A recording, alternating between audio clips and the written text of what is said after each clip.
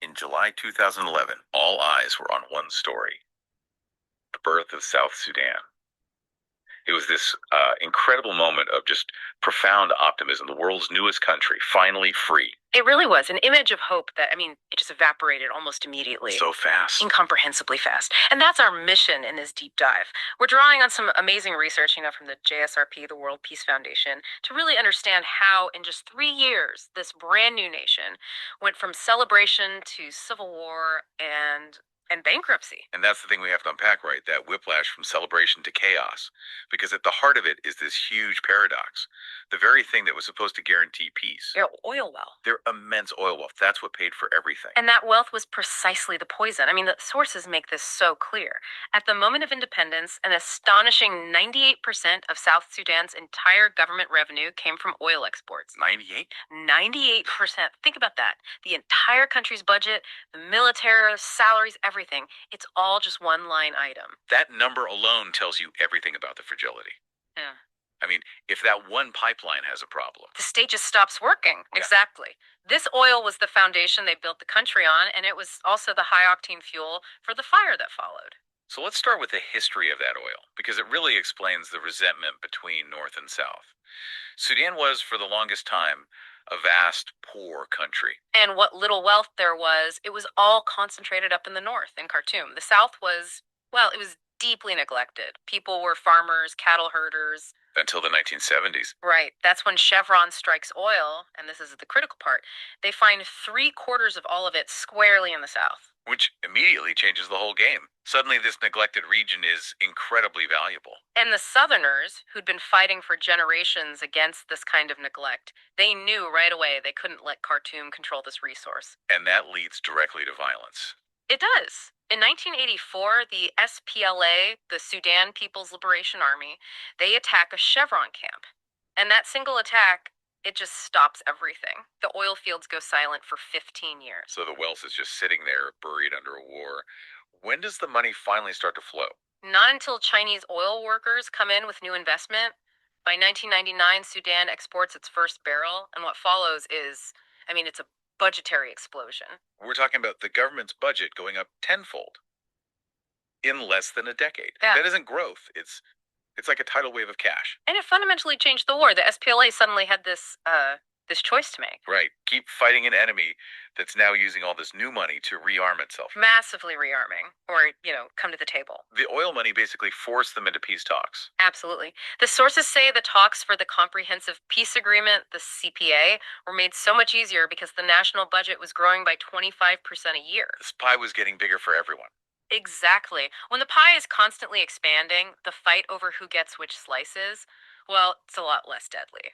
The CPA was, at its heart, a wealth-sharing deal bought and paid for by oil. So, oil buys the peace. But the moment that peace is signed, the leadership in the South realizes their biggest problem isn't gone. No, it's just changed.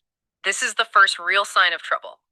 After John Garang, who wanted a united Sudan, dies suddenly in 2005, Salva Kiir takes over, and his mandate is independence. So his biggest threat isn't Khartoum anymore. No, it's all the other southern militias, the ones who had been fighting for years and were, famous for selling their loyalty to the highest bidder. So instead of demobilizing, instead of building schools and hospitals, they implemented a massive strategy of absorption. They had to buy off every single potential threat inside South Sudan. They were basically monetizing loyalty. On a huge scale. Between 2004 and 2011, the plan was just absorb everyone. Rival militias, angry youth groups, local rebels, put them all on the state payroll. Not just the army, right? No, everything. The army, the police, the prison service, even the wildlife service became a place to park armed groups. And sometimes this was just a straight-up cash deal with a warlord. Oh, absolutely. The clearest example is the deal Kiir cut with General Paulino Madiab in 2006. Madiab was a huge threat. So what did they do? They brought him in, made him a top general in the SPLA, and put his entire militia on the government payroll. Instantly. That must have been incredibly expensive. And what about the guys who are already in the army? They must have been furious. They were. So to stop a mutiny, Kiir just doubled all SPLA salaries right after the Paulino deal. Doubled them once. But it happened again, didn't it? It did. Right on the eve of independence in 2011, they were doubled again. It just shows you how unstable it was. They were constantly upping the price of peace. Which brings us to one of the most I mean, it's just an unbelievable statistic from the sources, the one that really tells the story. The general glut. It's staggering. By the time South Sudan was independent, the SPLA had 745 generals. 745. Let's just pause on that. For perspective, that is 41 more generals than all 4 U.S. military services, Army, Navy, Air Force, Marines combined. At the time, it was second only to Russia in the entire world. It's an insane number. This wasn't about fighting a war. No, this was about political patronage. It was creating hundreds of high-paying jobs to absorb enemies. And each of those 745 generals got a huge salary, bodyguards, cars, a house in the capital. It created an entire class of elites whose only job was to basically get paid by the state. And that's the irony, isn't it?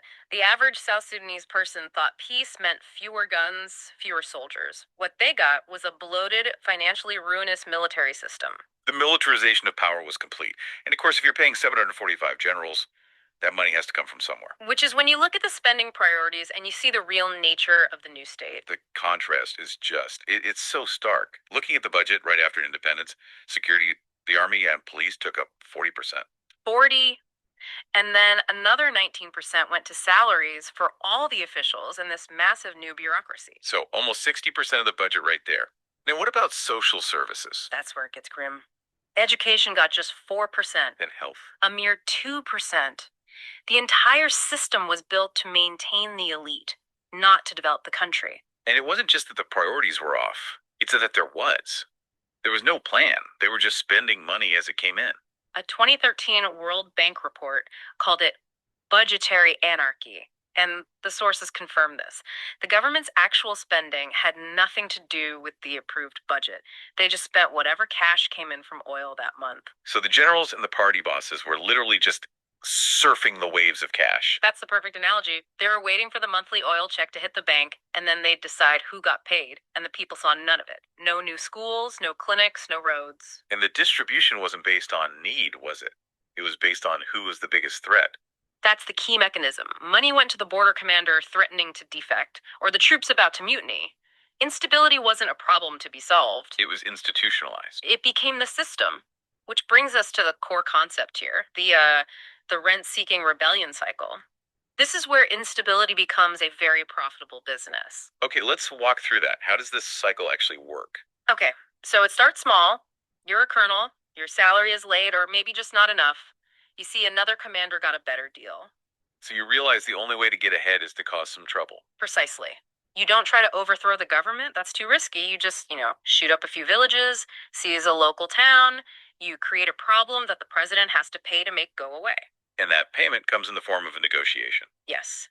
You go to the capital, you demand a promotion, say, to Major General, you demand back pay for all your troops, and then a big cash payment. Compensation. A deal is struck. The violence stops.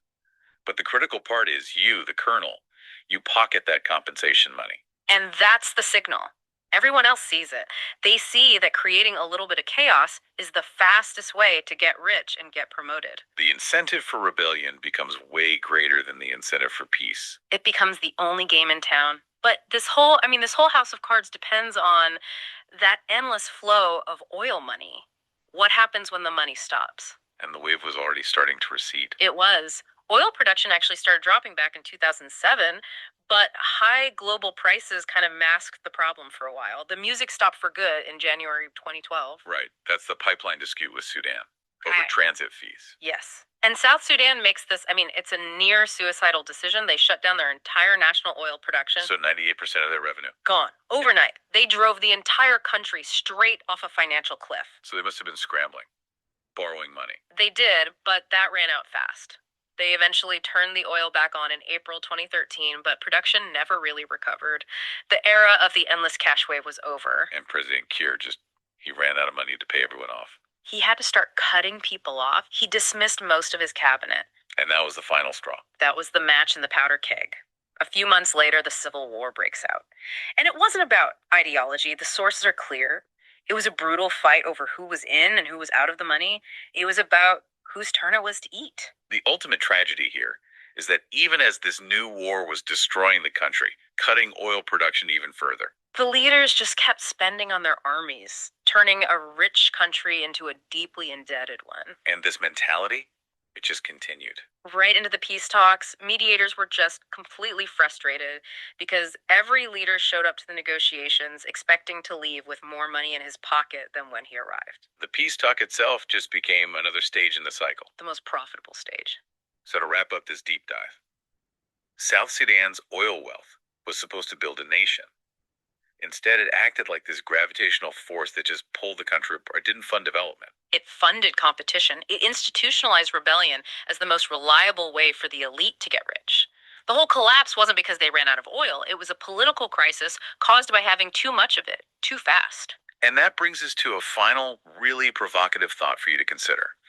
If a country's leadership class sees conflict as the primary way to get paid, if peace talks are just another business negotiation, then what essential purpose does instability actually serve for them? And what has to change fundamentally for a real sustainable peace to ever have a chance?